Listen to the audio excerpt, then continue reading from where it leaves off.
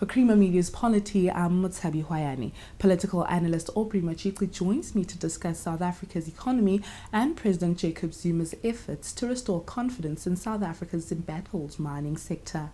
You suggest in your column that South Africa is heading towards a perfect storm of negative economic and political developments. What are the main features of this storm in your opinion?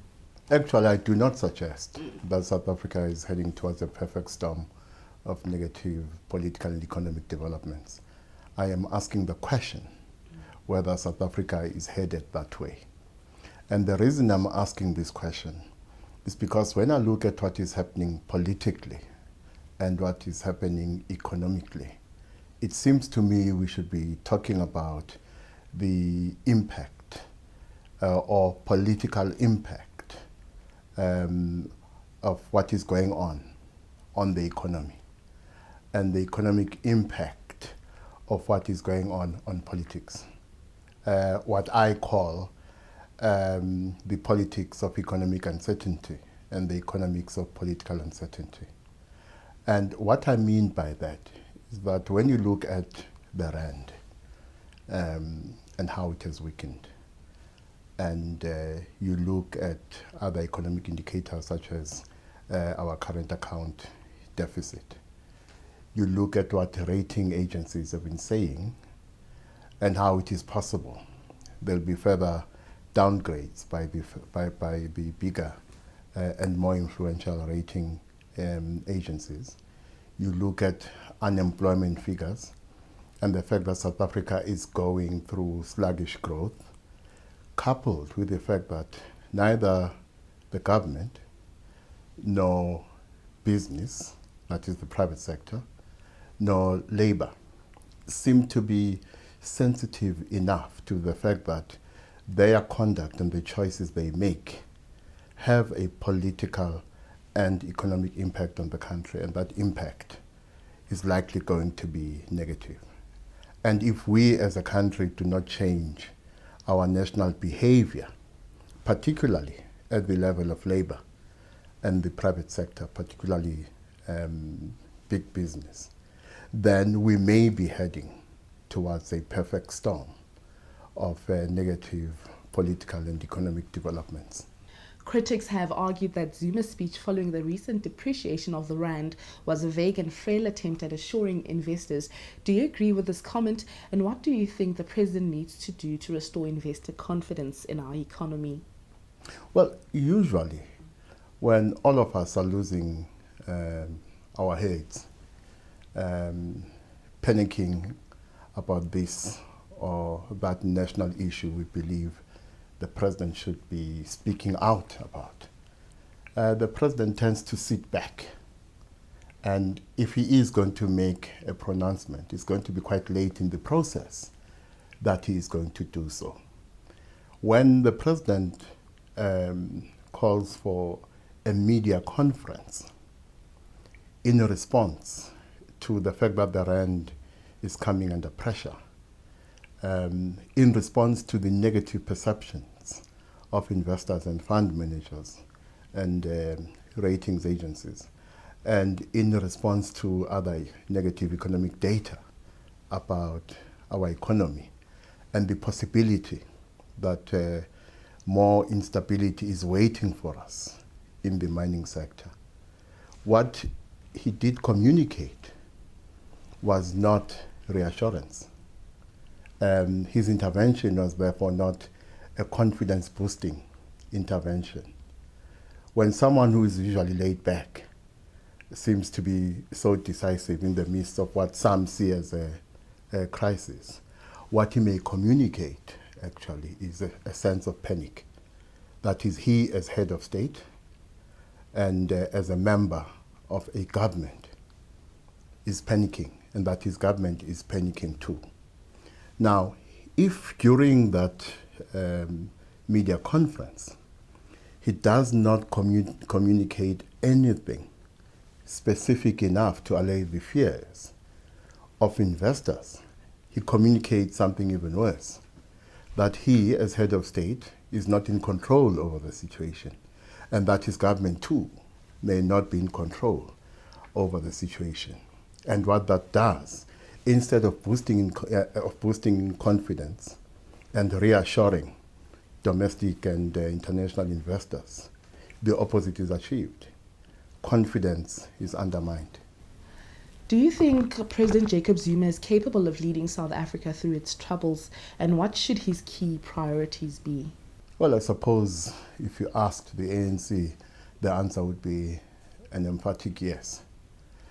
Remember, in the period leading up to the Polokwane conference of 2007, at which conference was elected ANC president, there were many who argued that he lacks the capacity to govern a modern state and a modern economy. And what I used to argue in response was that he should learn from presidents such as George W. Bush, who I believe lacked the capacity to govern the United States, but knew what he did not know and surrounded himself with people who knew what he did not know. And my view was that President Jacob Zuma would be as strong as the people around him. If the people around him know what he does not know, because he has surrounded himself with people who know what he does not know, I felt at the time there was hope he would take the country in the right direction. Now, there is a confluence here of two things. Negative exogenous factors, such as sluggish growth in the global economy and the Eurozone crisis, both of which have a direct impact on the performance of the South African economy. But at the same time, in our national space, things have happened. Gandla Gate, Gupta Gate, Sonono Gate in 2010, and other things have happened which have undermined his credibility. And at the time when he needed to send a reassuring message to investors, when he called that special media conference, that statement needed to come from someone the markets and international investors have viewed as credible. It is my suspicion that these issues I have listed have undermined his credibility, and therefore he may not be the person who can boost the confidence of the markets. That's not the same as saying he is leading a government that will not be able to respond effectively. Because remember, we have two kinds of responses to the 2008 financial and subsequent global economic crisis. You have the countries in regions of the world such as Europe, which went the route of austerity, and austerity has not delivered what was hoped for. You have countries like South Africa and the United States of America, which opted for the route of stimulus. And if you look at how corporates are performing in both the United States and South Africa, and the fact that they're sitting on mountains of cash, irrespective of what people want to tell us to the contrary, it's an indication that South Africa and the United States governments are examples of countries that in policy terms responded appropriately to the global financial and economic crisis. So the leadership is there. It seems the intellectual capacity is there in our government and the country to respond appropriately. The question is whether we always deploy it appropriately. The question is whether we are not diverted by other things from what should be the real thing we should be doing as a country. Because the real challenge we face now, despite the appropriate response of our government to the global financial and economic crisis, is the fact that the performance of the real economy is much poorer than what equities are telling us. So the real challenge is, yes, corporates are sitting on these mountains of cash because equities are doing well. In the real economy, performance remains sluggish. And the question is, will he be able to provide the kind of leadership to deploy the intellectual capacity that exists in the country to respond appropriately? You assert in your article that South Africa, in the very short term, must make a choice between perfect ideology and imperfect pragmatism. Can you elaborate on this? Yes. I'm talking specifically about and to labor and business. Labor is not shy to tell us what business should do to make things better. And business is also not shy to tell us what labor should do to make things better. But neither of them tell us what it is they are willing to sacrifice in the interest of the country as a whole. What tends to happen is that on both sides, people marry themselves too much to ideology. And they marry themselves to ideology and do not look enough at objective reality. Now, objective economic reality at the moment means that, or dictates that, both business and labor must say two things to the nation and to each other. What are they going to contribute, and what are they going to sacrifice? Because they continue, that is both business and labor, continue on their current path and continue to hold on to their respective positions. Firstly, to their mutual destruction, and secondly, to the detriment of the South African economy as a whole. And maybe it is only a crisis that will sensitize our social partners to what they should really be doing. Because you see, while we're talking about the fact that corporates are making money, that may desensitize them to the possibility that some of their practices and some of their orientation is actually destructive. And labor, on the other hand, looking at the fact that corporates seem to be doing well despite global economic conditions, maybe thinking the climate exists for them to make sometimes what may seem to be outrageous wage demands. These two social partners continue to ignore objective reality in the economy with the aim of maximizing their interests to their own detriment and to the detriment of the country's economy too. You talk about a trust deficit between business and labor, as well as business and the ANC. How do you think levels of trust can be improved? Well, some have called for an economic codessa. There was a time when I was supportive of the idea. I'm not so sure that's a good idea at the moment.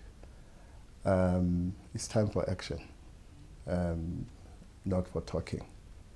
It's time for the social partners and for the state to do the right thing and to stop attempts at maximizing narrow interests at the expense of the other and the country. But it's also time for leadership.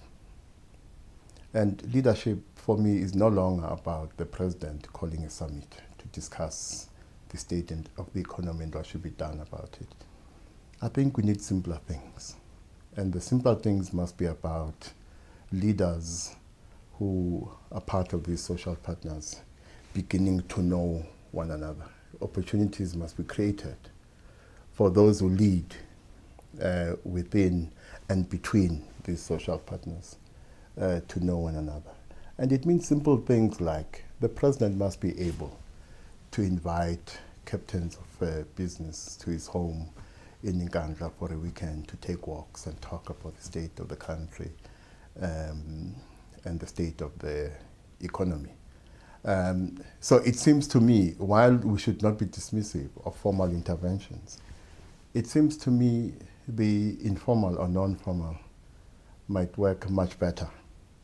And it is within the realm of the formal and the informal that better understanding may develop between the social partners. But we must be honest about the things which hold the social partners back, which hold us back from achieving the things we want to achieve in our economies. Things such as class prejudice, things such as racial prejudice, things such as the fact that in some sections of business you still have a colonial mentality which looks at South Africa not as a country that must be developed, but as an economy that must be exploited. The ruling ANC-led alliance is sending mixed signals on the National Development Plan. How do you think this confusion will be resolved? I find talks about commitment to the National Development Plan and talks about how government is already implementing the National Development Plan quite confusing. Because I ask myself, what are they implementing exactly? Because the National Development Plan is not a plan. It's a broadly stated vision. The work of turning it into a plan must still be done. And anyway, if you look at what the government has been doing since 1994, it could have claimed even in 1995 it was implementing the National Development Plan even before the National Development Plan came into being. So when people make easy statements about them implementing the National Development Plan, I worry about their commitment to turning this broadly stated vision into a plan. A plan it is not.